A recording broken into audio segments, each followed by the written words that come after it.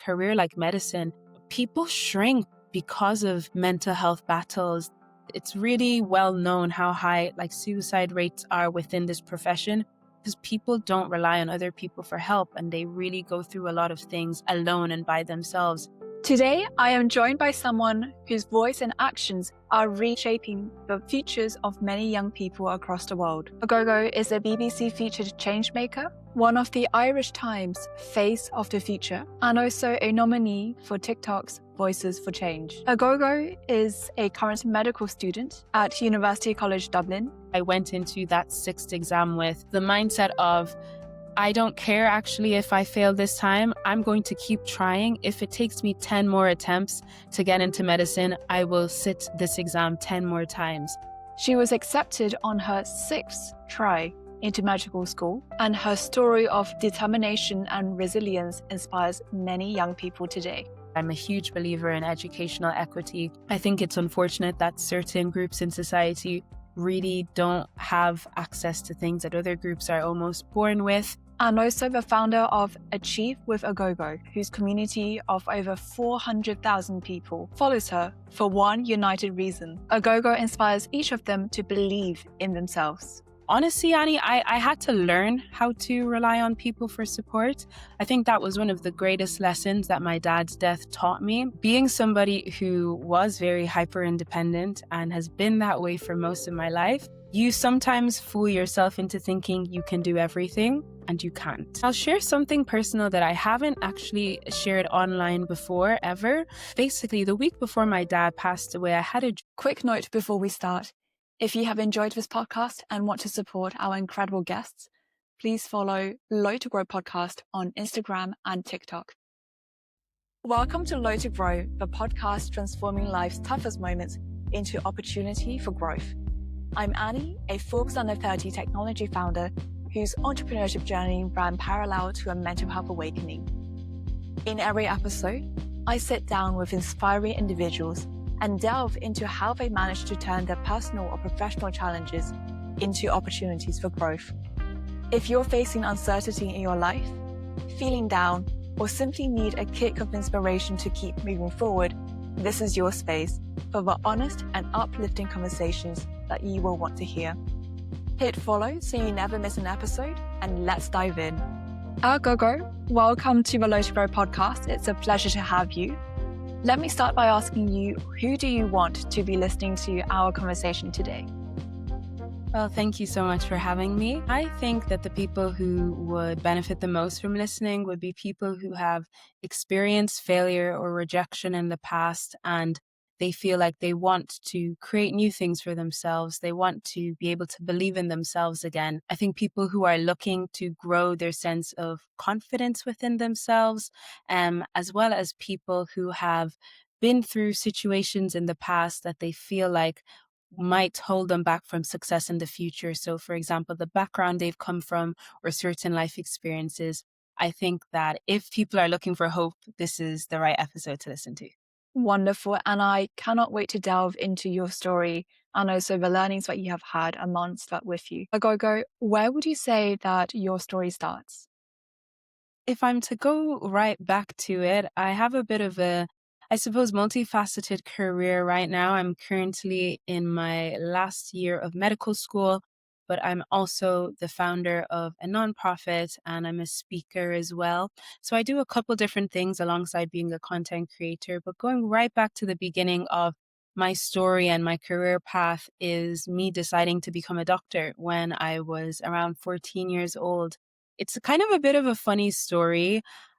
I was walking down the hallway in school with my friend at the time, and she mentions that she wants to become a pediatric oncologist one day. And I'm looking at her and I'm like, what is that? I had never heard of those words before at 14. And she explains it's a doctor that takes care of kids who have cancer.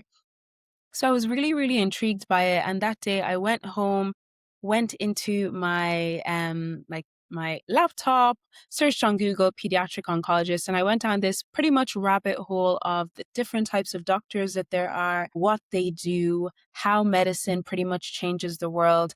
And I became really, really, really intrigued by it. And that's when I decided that I wanted to become a doctor. I was somebody who, until now, was really interested in like nutrition and diet and the effects that the current like Western diet would have on people's hearts in the future. And so that really drove me to study medicine. But my journey to medicine is very, very nonlinear, very unconventional. It took me 6 attempts in total before I got admitted to medical school. So the first time I sat like a medical admissions exam, I was about 16 years old at the time. And then the last time I sat one, I was 21 years old the last time I sat a medical exam, or 22. So it was a long journey. And I think for most people who want to become doctors, it's a lot more straightforward. Most people will write an exam once or a maximum of twice, and then they'll get in. But I think the thing that makes my story a little bit different is the fact that I didn't give up each and every time I experienced those failures. I would have these high hopes that, this is going to be the time. And then I would be knocked down again. And it just kind of kept happening like that over and over and over again. I learned a lot through the process, though. Yeah, it's interesting looking back at it now because my journey into medicine is what pretty much set me up to create an online platform of over 400,000 followers now. It's what set me up to build my nonprofit, which focuses on helping students believe in themselves. It's Achieve with Aghogho. That's what the name of the nonprofit is. And it's also helped me to become a public speaker because now I have a story to share. I think it just kind of goes back to that statement that people tend to say of turning your pain into purpose. I feel like my life and my story is a huge example of that. That's such a beautiful example of resilience and also grit. And I really want to delve into what it felt like for you to have tried 6 times over the course of 5 years to get into medical school and only succeeding after 6 times. Because a lot of people with your background and also with the experiences that you were having at the time could have easily given up or chosen to go down a different path that's also very successful, but not medicine. So what kept you fixated on getting into medical school? Yeah, so this is an interesting question. I get asked this every time I do a talk, actually. People seem to be really fascinated by the fact that I didn't give up and I kept trying. I think number one is I've always been a very determined person. When I want something for myself, I make sure I get it. I almost would say that I'm stubborn to the extreme in that where most people would say, okay, this is probably a sign I should stop. I just see it as a challenge for me to essentially keep going. And I think when it came to medicine in particular, I knew that I had an interest in how health would evolve over time, but I was also very interested in science and in problem solving. And what made me keep pursuing it is the fact I actually, at that time, and it's funny because we might speak about this later, but I could only see medicine as the path for me. I could not imagine myself in any other field or in any other career or with any other job that would satisfy the sorts of desires that I had, especially when it came to things like my interest in learning, my interest in continuous learning and science and helping people. I feel like I did a lot of exploration of different types of careers, and I found that medicine was the one that seemed to kind of hit that spot for me. And so I went full force for it. But I think a big part of me also continuing is I had really good support. My dad was a huge, huge voice in my life. And I think for a lot of people, the reason why they give up on their dreams is because the people who are around them, whether it's friends or family or community, they tell them that maybe you should try something else. Maybe you should consider a different career.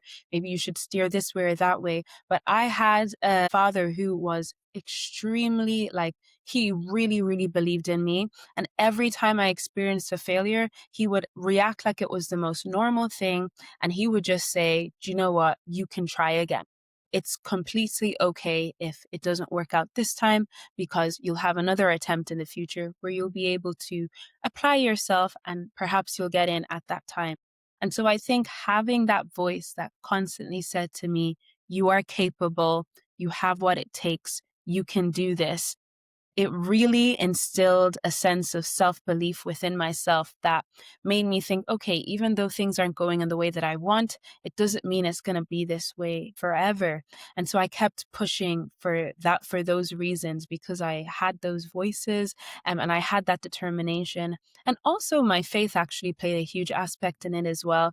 I'm a big believer in purpose, and in how each human being, I believe, has a purpose here on earth. And it took me a long time before I, you know, believed that medicine was part of my purpose here on earth. And I spent a lot of time praying about it. And so once I had that sense of peace that this is what I want and this is what I believe God wants for me, I was like, no matter what, I'm going to go full fledged for this.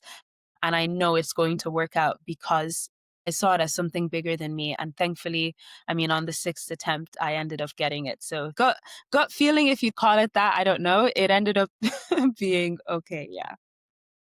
Wow, I love that. And I also love how poignant it is that we're recording this the eve after one of your big medical exams. So thank you for taking the time. I think a lot of other students that I know probably would have chosen to take this evening off to go celebrate. But I really appreciate you taking the time to come and share your story on the Low to Grow podcast. Agogo, I do want to delve into what that process of you finding out and identifying for yourself what your purpose in life is, which is medicine. But before then, I do want to ask you to just share, if you're willing to, how it felt each of the first 5 times that you took the test and you realized that you did not get the result that you want. Because I think a lot of times people talk about the final success, but I think it's also really important to talk about, exactly what your mindset and also what your emotions were on each of those 5 different occasions as well. 100%. I completely agree with you, Annie. I think that on across the board, people speak too much about success and they don't speak about the failures. And so what tends to happen is people that experience that failure or that rejection, they begin to look down on themselves, or they begin to try and force themselves to get over something that realistically you should take time to process. And so looking back on the 5 failures that I experienced, I didn't feel resilient at the time. I definitely didn't feel like somebody who had grit. To be very honest, those failures made me look within myself and almost question my worth at times. But to be very honest, the first 2 failures I experienced were not that bad because I still had hope at that time. I was in secondary school when I sat the first 3 attempts I made to get into medical school in terms of those exams. And so when the first 2 didn't go well, I was like, okay, the third one is my last attempt to get into medical school straight after my secondary school experience / high school experience. And I remember receiving the third rejection. That's when it really hit for me, because now it was like, okay, I'm about to start university in 3 months from now. And based on these grades, this result from this examination, I know for a fact I will not get medicine. And so it's funny, I remember, like, I can vividly remember being in the corner of my bedroom and crying my eyes out because I felt like everything that I had spent the past 2 years working towards had suddenly just gone down the drain. Because to give you some even more background, I wanted to attend medical school in the UK. And so that's why I was sitting so many exams. I sat what they call the BMAT, I sat the UK CAT, and then I also sat the Irish medical exams. But the thing is, I didn't go to a private school, and I wasn't connected with people who could help me prepare my applications for the UK. Also, the school I went to, they weren't used to people applying to the UK. From 15, really, I was navigating everything myself. I remember Wow. I would be the one to go to my guidance counselor and say, this is what they're asking of me. This is what they recommend. And it was almost like 2 people were working together to try and figure things out. But because of that, I had to really teach myself a lot of things. So, for example, to sit the BMAT exam, which would be required for the likes of like Oxbridge, as well as some other UK medical schools, I had to learn physics, because one of the sections on that exam examines you on biology, chemistry, physics, and I think maths. And at the time in school, I was only taking biology and chemistry. And so I, like at the age of 16, took it upon myself to learn physics all by myself. I bought this like this textbook, and after a long day at school, I would go home and treat physics like it was another subject that I was taking in school.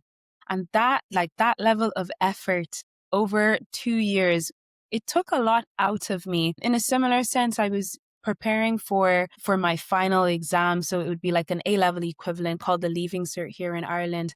And because I knew that I needed like impeccable grades to get into the likes of like Cambridge or UCL or the likes of that for medicine, I had to work 10 times harder than anybody around me. And most people here would only start doing that work in their final year of like high school, secondary school. But I Mm. started doing it in my penultimate year. So I spent 2 years doing what people usually do in one in terms of the amount of focus I was giving it.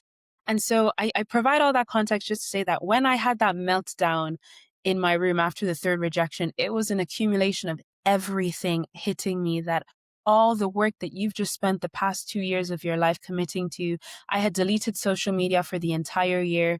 I had not seen my friends in a long time. I sacrificed a lot and it seemed to all be for nothing. And so I was distraught, to be very honest. I couldn't really see any hope in my future. I know it sounds really dramatic now that I like kind of look back on it, but it's how I felt at the time. I was really disappointed, in myself, and I didn't really know what was the next step for me. And it took a lot of courage for me to decide to sit my fourth exam, which I did maybe like 7 months later. So I did it in my first year of my undergraduate degree, which was biomedical health and life sciences. And I remember when I sat that fourth exam, I basically performed worse than the third exam that I did in that. Mm. And to tell you the truth, Annie, that's when I gave up. I said, no more, medicine is not for me. A lot of people don't realize this when they hear my story. They think that I just pushed through the whole time. No, I completely said that I'm walking away from this field. I told myself that I would either do a PhD in like physiology, or else I would go and study dentistry in Canada or something like that. But that medicine was clearly not for me. And I wasn't going to allow myself to keep going through the process of trying and failing. Because in truth, after a while, I mean, after 4 times of trying to do something and it doesn't work, you then start to feel like you are the failure. I no longer saw failure as an experience. I equated it with my identity. And I saw myself as somebody who was of low worth, because no matter how much I had tried to apply myself, things don't seem to work out in the way that I want to.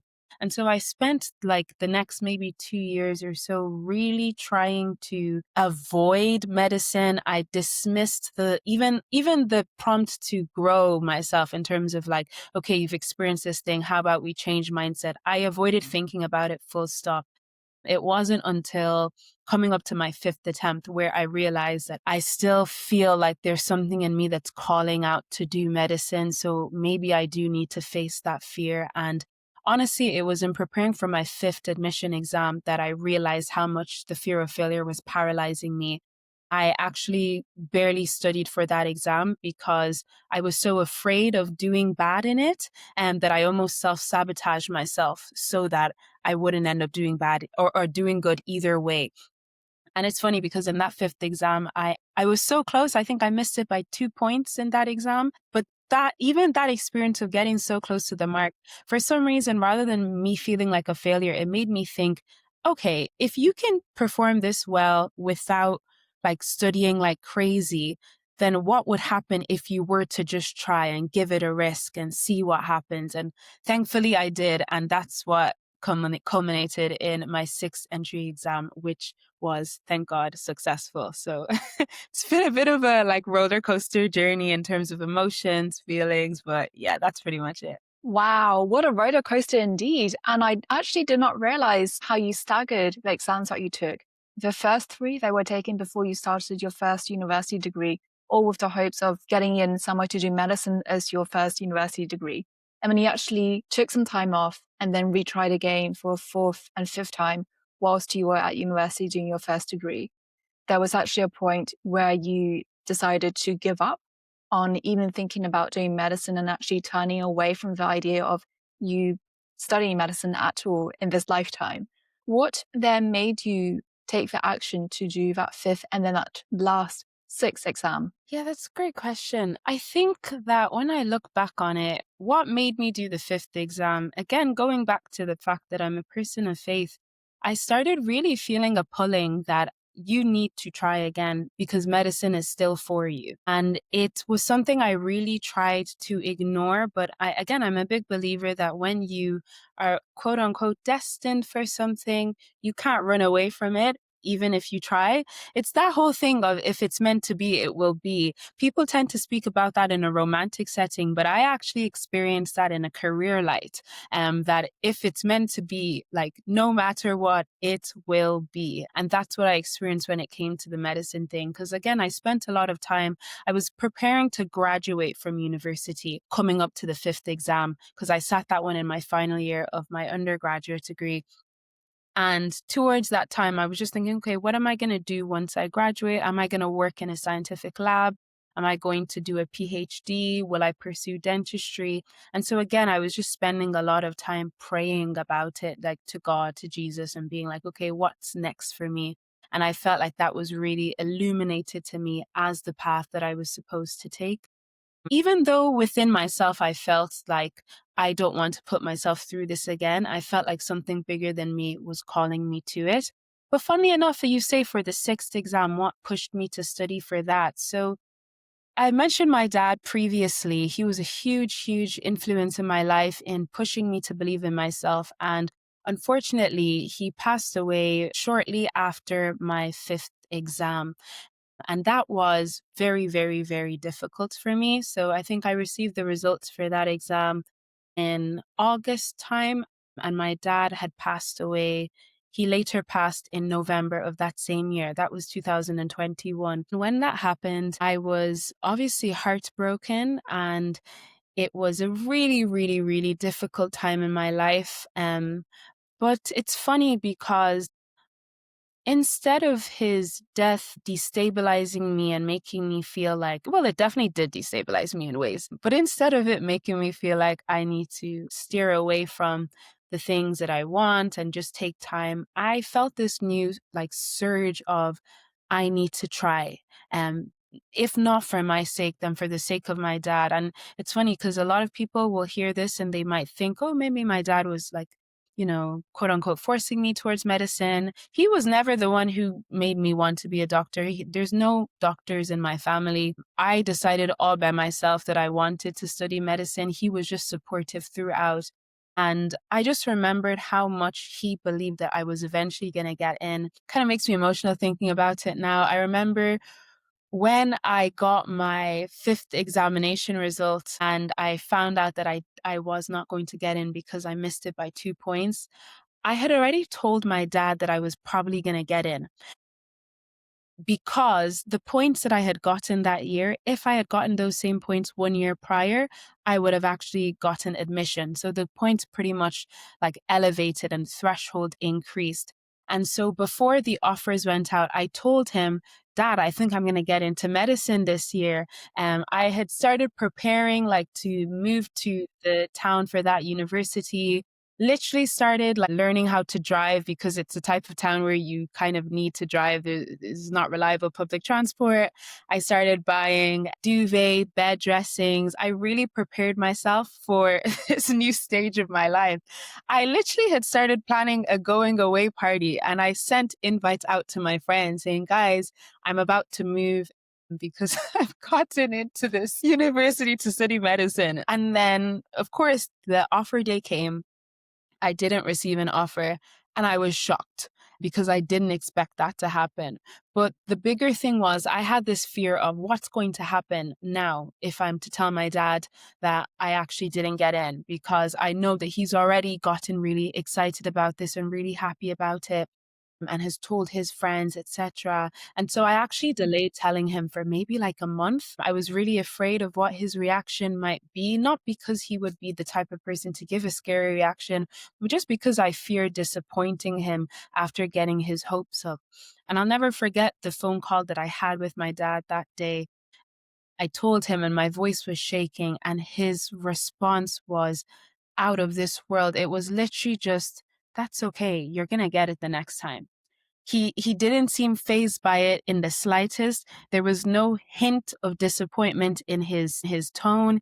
He was just so confident in me and in my ability, and he he just saw it as another obstacle in the road. And when he died, I really reflected on that.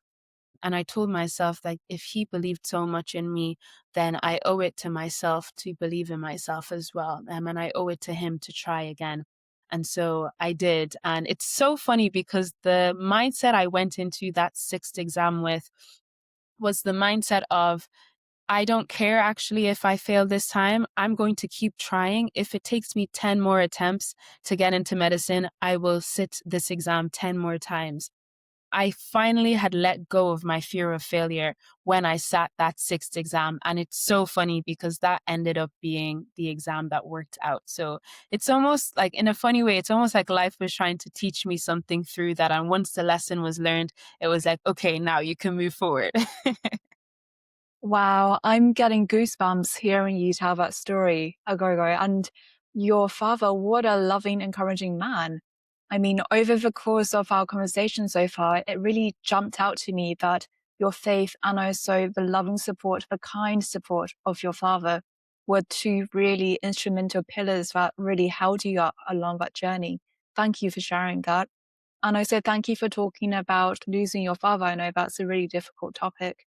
When you lost your father, and also when there was still the uncertainty about whether or not you're going to be able to go to medical school, how did you keep yourself active and productive and working towards a goal? Because I think those are two huge life events that can happen in a person's life. And I think some people can very easily and also very understandably just take some time off before really pushing themselves again. What gave you that grit to just keep going straight away? Yeah, wow, great question. Honestly, I think that a part of it was, I mean, it wasn't immediate. I sat the exam in March and my dad had passed in November. So maybe there was like a 4 or 5 month gap in between. But I think a big part of it was leaning on people for support. I was really thankful that when my dad passed, my friends were of a huge support to me. They really showed up for me. And honestly, Annie, I had to learn how to rely on people for support. I think that was one of the greatest lessons that my dad's death taught me. I used to be a very independent person, almost hyper independent. If I was going through something low mentally, I wouldn't share it with anybody. I would stick to myself. I would try my best to find my way out of whatever tunnel I was in alone. And I remember for the first time in my life when my dad passed, I was like, I don't think I have the capacity to do this alone. I also feared what would happen to my mental health if I tried to do it alone, because in the past I dealt with mental health struggles. I used to deal with depression when I was younger. And so I was really afraid that it would pretty much swallow me if I was to try to face it by myself, especially after such a huge life event. And so I remember at that time, I started proactively reaching out to my friends and I would ask them, would you be happy to come over and spend a day with me? I would call people when I felt like I needed to talk about things and talk about what I was going through. I would intentionally try to leave the house at times in order to change my environment.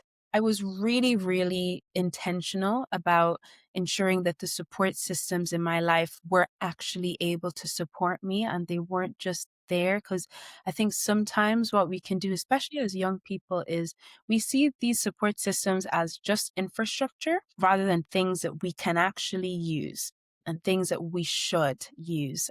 Really, I'm grateful looking back now that I made those decisions to actually like ask for help and ask people if they wouldn't mind having a conversation with me or going for coffee or this or that. Because going forward now, it's really taught me a lot. I think in a career like medicine, people shrink because of mental health battles.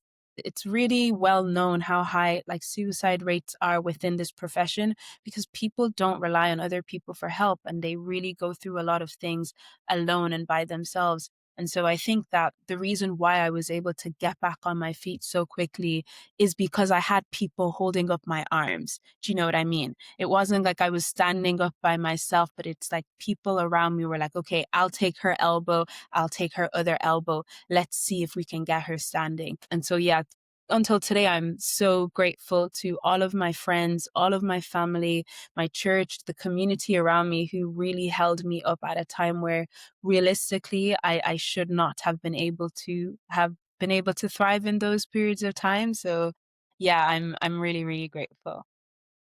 Shout out to all the people who are there to hold you up and who gave up their time to give their energy to you in such a challenging time. I really love how you shared about that mindset shift that you had internally of being someone who used to be very independent and never asking for help to someone who actually then actively sought time, attention, support from other people when you knew that you needed it. Can I ask what triggered that in you?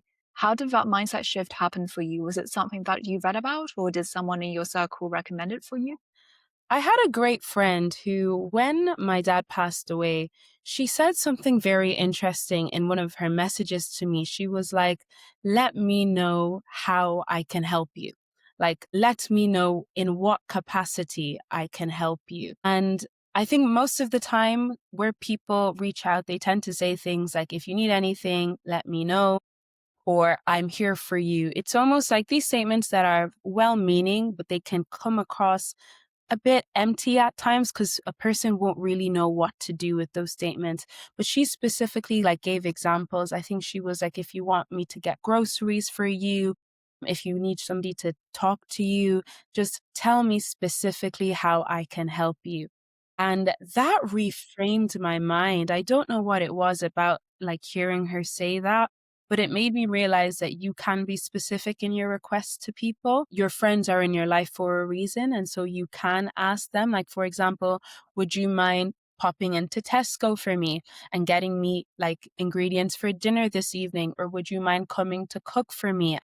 I don't really know what it was, but it just really made me think that, okay, this is something that I actually can do. And yes, it requires me to be more vulnerable by asking people to do things that I quote unquote should be able to do for myself. But if somebody is offering to help me in a specific capacity, then it would be silly of me not to take that opportunity. But also, I did a lot of like reading around that time and I read some books about grief. So there's a book that C.S. Lewis writes about grief. And I think he lost his wife when he wrote that book. I can't remember exactly what the book is called, though. The word little is somewhere in the title, anyways. But I remember within that book, he describes his experience of grief and he describes how you're angry when people ask you how you are, and you are angry when people don't ask you. And I just felt understood by the things that he was saying and describing because, especially being a young person losing a parent, most of my friends have never lost like a parent or else they haven't experienced loss because I mean, when you're in your 20s, it's not a common thing that people would experience, at least in this side of the world. And so I felt very alone and I turned to things like books. I turned to YouTube videos. I turned to things online like, the 5 stages of grief. I was looking for help in as many places as possible, which is why I try my best now to be open to speaking about it when people are also going through the same, because I know how it felt like in looking for that sense of, am I the only one who's feeling the way I am right now, and not being able to find those sources.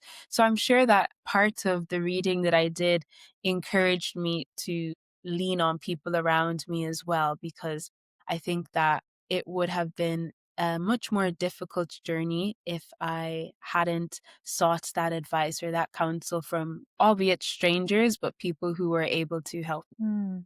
I love how you were able to seek out those pieces of information yourself. And I guess part of the healing journey is also the act of looking for things, resources that can help you get out of a certain mindset. And also, as you mentioned, how you're now openly sharing that in order to help other people. I want to ask you a bit more about your nonprofit, Achieve with Agogo. You have over 400,000 people in your community. What gives you the motivation to run that alongside your very demanding schedule as a full-time medical student? Honestly, I think I've always been somebody who's driven by social justice, by equality, and by seeing everybody on the same level playing field. When I was like 16 years old, I remember when the Syrian refugee crisis was happening. I approached teachers in my school and I was like, I want us to do a refugee awareness day because these people, their voices need to be heard, their stories need to be put to the forefront. And I have always had that within me, that sense of wanting to amplify voices that are otherwise not really listened to in society. Of course, medicine is a huge way of being able to do that. But for some reason, I saw it as I could see that whatever field I'd be able to quote unquote activate that side of myself in, it would be outside of medicine, or at least it would be alongside medicine. Because I'm also interested in health equity, extremely interested in it. But I knew that it might be in another area. So it's funny when I started posting online and growing my audience, one of the things I started noticing was that people would DM me and they would say, I love your story. I'm really, really inspired to work harder now or to not give up on my dream. But I feel like I don't have what it takes. And I kept hearing that narrative over and over and over of people who clearly wanted more for themselves, but they didn't think they were intelligent enough. They didn't think they were smart enough.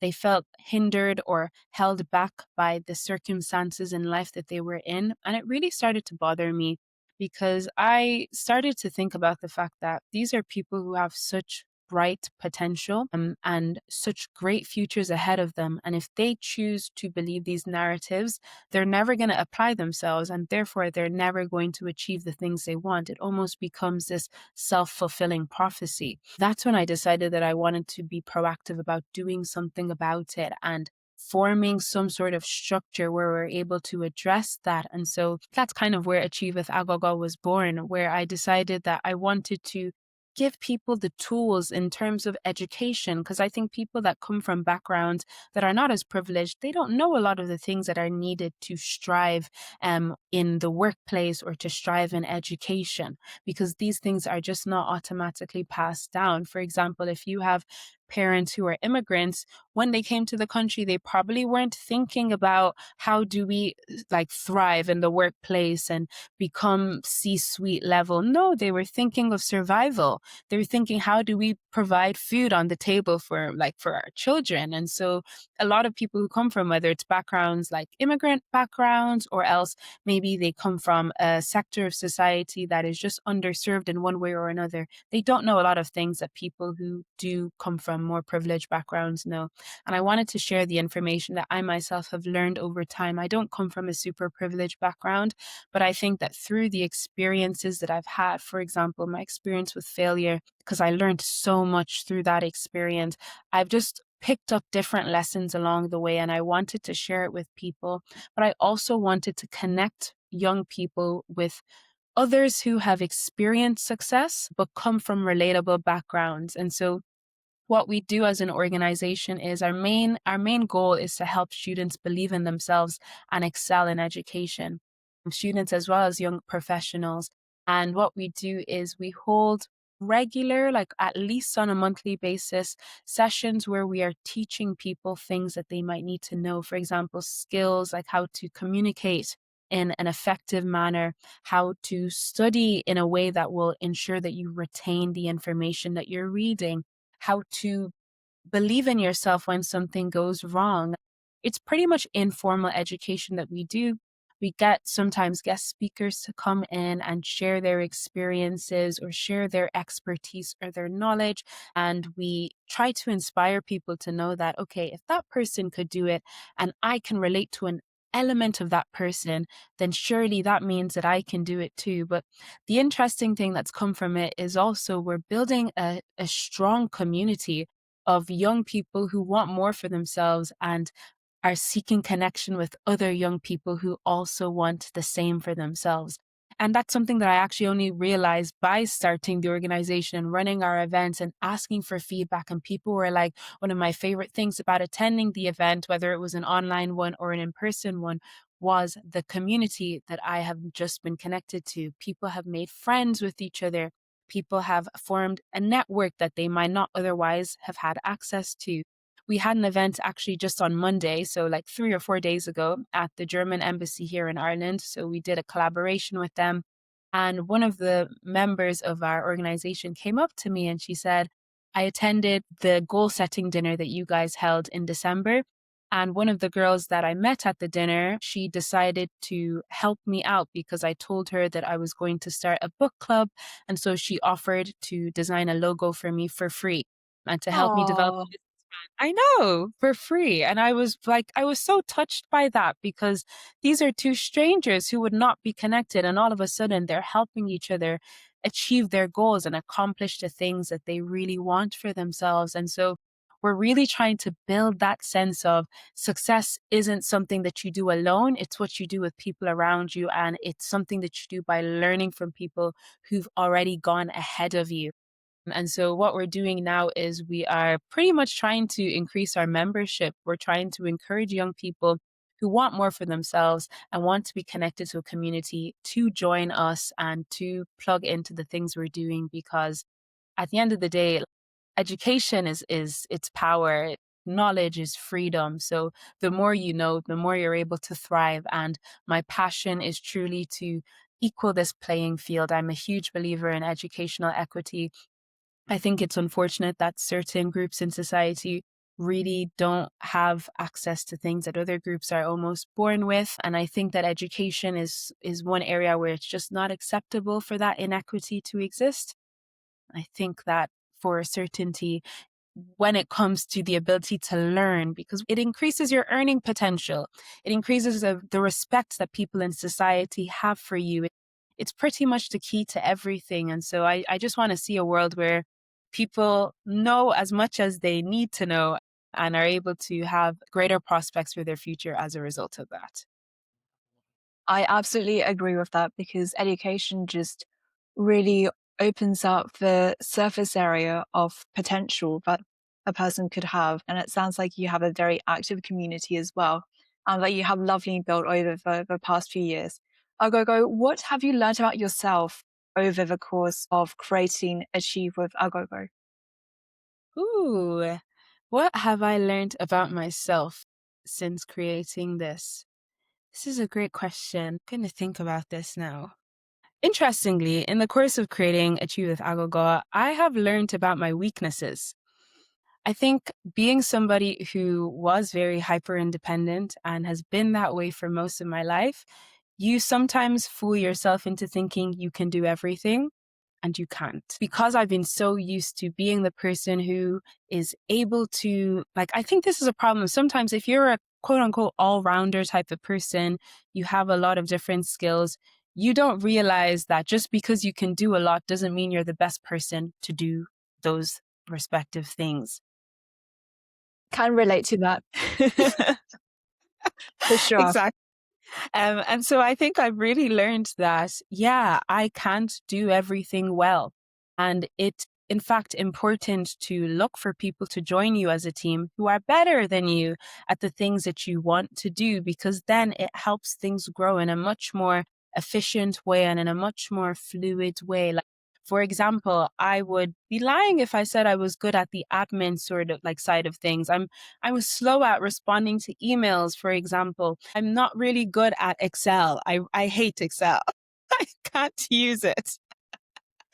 Um, and if I was the one doing all of those things, then it just wouldn't end up being good for the organization. And all of these things, like if I think the slower you are to admit to your shortcomings, the more it affects your business and the more it negatively affects your business is what I really mean. The pride that we can sometimes have as people who are leading something, it can be to our own downfall. I just think that when you're building something that is beyond yourself and is something that should be benefiting people and benefiting society at large, it is extremely important to be humble in that regard. And it's so important to just be able to say, somebody else might be better fit for this, and I'm going to let them, because in fact, I can learn from somebody who is doing better than me. And then perhaps, maybe I would be able to improve my skills in this way or another. So it's really taught me the importance of teamwork and in relinquishing that sense of control, because yeah, control, it sometimes can feel like something that's, oh, it's great. Like, yeah, I know everything that's going on, but it can catch up to you very quickly. And I think if you want to build anything of scale, you need to learn how to let go of it. I think it really is such a testament to self-growth, isn't it? To realize for yourself and also admit to yourself what you should be doing and what you should be focusing on, rather than just kind of almost blindly doing everything just because you can. I think that's a very strategic move in terms of the mindset shift. And I think generally that's a sign of someone really, really kind of growing and settling into adulthood. So I love that you were able to share that with me. Agogo, I also did want to ask you, because you've referred to your faith quite a few times now. And I actually read a blog that you wrote a few years ago about losing your dad and how you actually struggled reconciling with your faith in the period afterwards. Would you be able to share a bit more about how you're still able to stay true and believe in your faith, even after losing someone so dear and also so close to you? Yes. Wow. Beautiful question. And I guess to give people context who didn't read that blog post of mine, after losing my dad, I went through a pretty rocky journey on my faith. I had a lot of questions to God, and I didn't really understand why things had to happen in the way that they did. I was somebody that really believed that, God was going to heal him and that he would be fine, because I knew he was sick, but I just believed that he would end up being okay, because essentially my dad had a condition that when he was first diagnosed from it or with that condition, I searched the expected life expectancy and it was somewhere between 3 to 5 years. That's what they said. So once the 5 year mark had passed, I was convinced that he was going to just jump into the other bracket, because certain websites pretty much said on average it's 3 to 5 years, but some people can live an extra 15 to 20 years. And so because he had missed that 5 year, he had jumped past the 5 year mark, I was like, great, that means he's in the 15 to 20 year bracket. And that's on me for not understanding like how averages and stuff work. But I had hope. That was essentially what made me believe that. I had a lot of hope that he was going to end up being okay. When things started going downwards, it really took me aback, because I've always known my dad to be a resilient person. When I was growing up, I had never seen him sick, as in I had not so much as seen him have a cold. So suddenly seeing him be diagnosed with a condition that is like pretty much terminal, it's not going to improve, it was extremely hard for me to reckon with. And so I had no choice really but to turn to my faith in Jesus and to say, okay, I can't do anything about this situation. And I was really young at the time as well. I was like 15 when he was diagnosed. So I was really like, okay, God, you're going to have to do something here, because I clearly can't do anything myself. And so that's why when he ended up passing, it was hard for me. And I'll share something personal that I haven't actually shared online before ever. But basically, the week before my dad passed away, I had a dream. And in that dream, it was like such a bizarre dream for me, because I've never had any dream like that before in my life. Everything was pretty much white in the dream. My dad had come back from Nigeria to Ireland, because he was in Nigeria at the time when he died.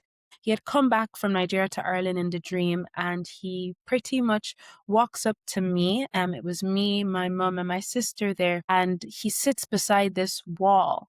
And as he's sitting beside this wall, nobody says anything in the dream. It's just this strange sense of, I don't even know.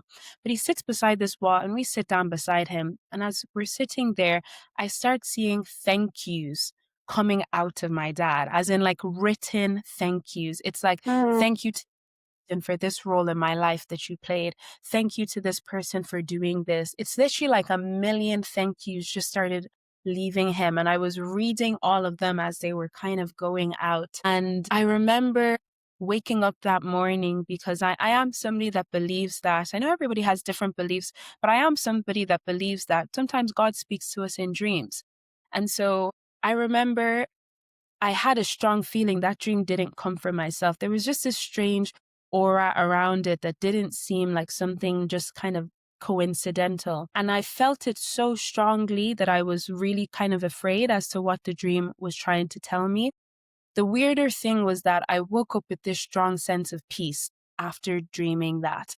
And I was actually very angry at the peace that I felt because I didn't understand why I should feel peace after a dream like that. I remember kind of being like to God, I don't understand why you would give me a dream like that and follow it by peace. Because to me, that almost seemed like confirmation that the dream was coming from God because that sense of peace was coming from it. And so I remember frantically calling my dad the next day, and he didn't pick up, and I was panicking because I thought the dream was trying to tell me he's died. Around the time my dad was passing, I started getting this weird inkling that something terrible would happen. So I used to check his WhatsApp, and I would be reassured when I'd see, oh, last online, a couple hours ago. And so even though he didn't pick up, I saw that he was last online a while ago. I was like, okay, so he's fine. He's still alive. And then 2 days later, he calls me back and we have a conversation, and that actually ended up being our last conversation. Mm. um a couple days after, so a week after I had that dream, he passed away. And I remember even when I had that dreams, one of the things that I wrote down, because sometimes I write down like interesting dreams like that I would have, I Mhm. wrote down felt like a goodbye. And I don't know why that happened to be the case. And so, yeah, on the 19th of November, he passes, and I was in shock, in disbelief. I was really, really obviously heartbroken that what I felt was coming had now actually happened. It's interesting because, yeah, my relationship with God really took a downturn after that. I really struggled to trust in Him. I didn't understand why He would let something like this happen, because sometimes it's like, if you have the power to do this, why wouldn't you change it? Why wouldn't you turn the situation into something better? But it's really funny because in that time of feeling intense pain and anger and sorrow, after a while, I decided to pretty much open up my Bible, and I started reading. And one of the things that really stuck out to me was the fact that God knows what it's like to lose a loved one too. I mean, I'm a Christian, and so I believe that, Jesus Christ died and was resurrected and all of these things. But I thought about the fact that Jesus Christ died. And so that means God knows what loss feels like. Even historically, it's known that Joseph, like his physical earthly dad, wasn't around for his whole life, meaning he passed before Jesus went back. That made me think, okay, Jesus understands loss too.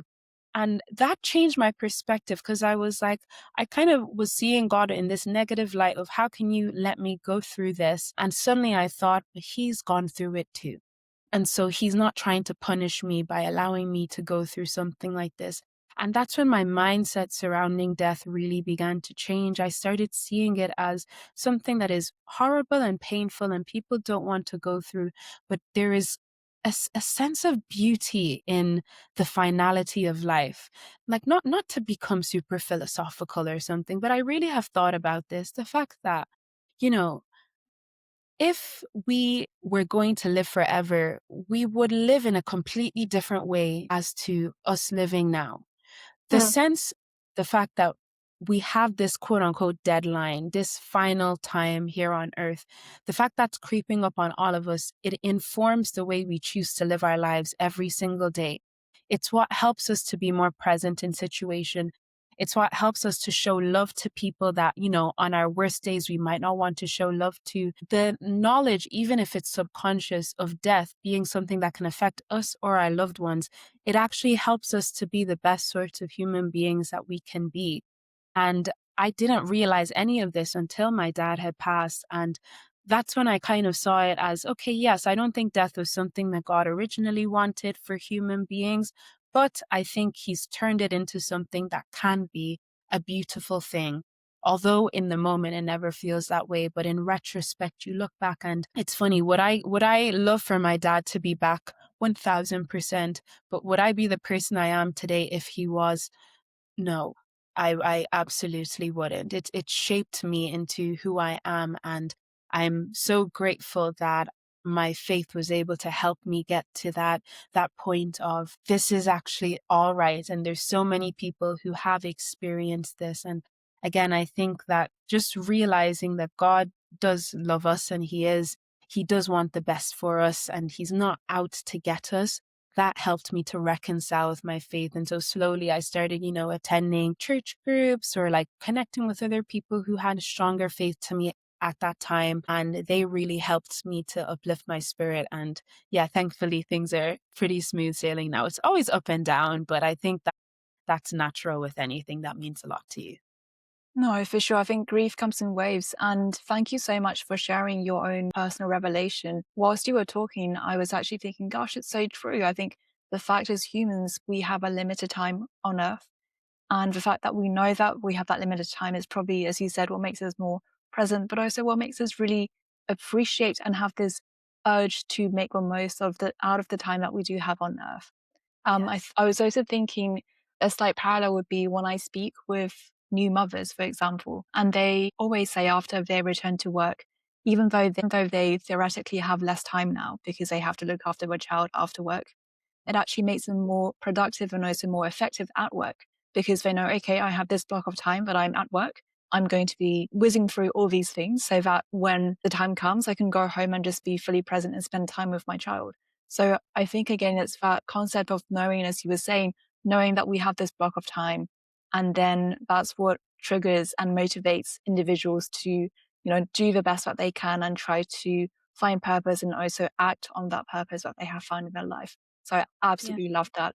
And Wow. please never apologize for being too philosophical. I feel like in this day and age, we need more of that because it's good reflections from each individual. And every individual, such as yourself and myself, we've had a complete different set of experiences growing up that's so unique to us. And yes, that's going to make us have our own views and reflections on the world. And that's part of the really beautiful tapestry. Aghogho, I don't want to end, but I have taken up enough of your time on this eve after your exam. But before I let you go, let me ask you one final question, which is, what do you think is one thing that will allow more people to have better mental health? One thing that I think would benefit people in terms of their mental health is actually like number one, okay, maybe I'll cheat and say two. Yep. Number one, leaning on people around you, as I said earlier, not being afraid that you're a burden to the people who are in your life. They're in your life for a reason. And so we should always feel like we can rely on those who love us, but also movement. I really believe in physical movement and in exercise, and it doesn't have to be high intensity. It doesn't have to be high rocks. You can go on a walk, and these things have a positive effect on us. I think sometimes when things sound too simplistic, we're very quick to dismiss them. But I can say for a fact that incorporating physical movement into my daily routine has transformed my mental health. And it's not even just about, saying I exercise for the sake of being able to say that, but the chemicals that the body releases as a result of doing those things really is beneficial for our mental health. So I would definitely say leaning on people and physically moving as often as possible. Absolutely agree. I laughed earlier because you mentioned high rocks, and I was just thinking back to the one time that I did do it. It was actually okay, but I much prefer going for a walk. Yeah, I think so too. Yeah, I for haven't been sure. brave enough to try Well, high rocks yet. One day. one day for sure. Well, Aghogho, it was such a pleasure to have you on the Low to Grow podcast. Thank you for sharing your time. Thank you so much for having me. It's been a pleasure. Thank you for listening. Are you excited for the next episode? Follow Low to Grow podcast on Instagram and TikTok to keep in touch with new announcements.